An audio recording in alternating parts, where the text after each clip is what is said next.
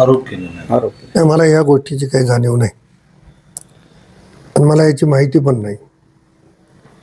मला काल जीवन घोगरेच्या मुलाचा फोन आला की अशी अशी घटना झाली आणि मी मुलाला सांगितलं की मी लगेच पोलीस अधीक्षकांना बोलू आणि चौकशी करायला सांगू. त्याच्यामुळं मला या प्रकरणाचा काही संबंध नाही, मला ही प्रकरण माहीत पण नाही. त्याच्यामुळं विनाकारण कोणी नाव घेत असेल तर त्याला अर्थ उरणार नाही. साहेब, काही तुमचा आणि त्यांचा आर्थिक व्यवहार आहे का, होता का? हां, आर्थिक व्यवहार होता काय तुमचा आणि माझा आणि त्याचा दोनाने संबंध नाही, काही आर्थिक व्यवहार असण्याचा काय संबंध आहे. परंतु त्याचे अनेकाशी जे व्यवहार आहेत तो एवढं देणं झालेलं आहे लोकांचं की त्याने कमिशनच्या क्लिप त्याच्या फिरतायत. त्याच्यामुळं त्या सगळ्या गोष्टीतून काही घडलं असेल तर ती माहिती घेऊ.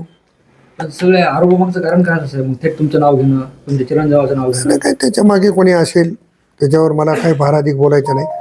तपासाअंती सत्य सगळं उजेडामध्ये येईल. बरं, FIR मध्ये अशी नोंद आहे की चिखलीकर साहेब हे भावी मंत्री आहे, त्यांच्या नादी लागू नको असं मला धमकावल्याचं सुद्धा त्यांनी नमूद केलंय. माझ्या नादी लागायचा काय विषय, तो माझ्या पक्षात आहे, माझ्या नादी लागण्याचा काय विषय. त्याच्यामुळे असं काही तर चुकीचं बोलणं हे काही उचित होणार नाही.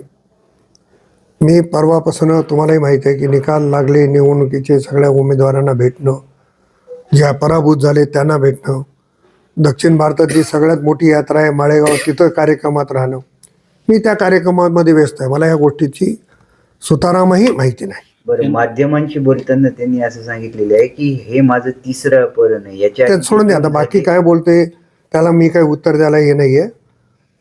माझा या गोष्टीचे काही संबंध नाही. बरं साहेब, या प्रकरणाचा म्हणजे तपासणी निष्पक्ष व्हावी अशी मागणी आहे तुमची? मी स्वतः SP ला सांगितलं की तपास करा म्हणून, कारण त्याच्या मुलाने मला विनंती केली. दिग्विजय नाव आहे त्याच्या मुलाचं, त्यांनी फोन केला मला आणि मी स्वतः पोलीस अधीक्षकांना सांगितलं की आपण या प्रकरणाची चौकशी करा. माझ्यावर वारंवार अपहरण हमले ते सोडून द्या, या गोष्टीला मला फार महत्त्व द्यायचं नाही.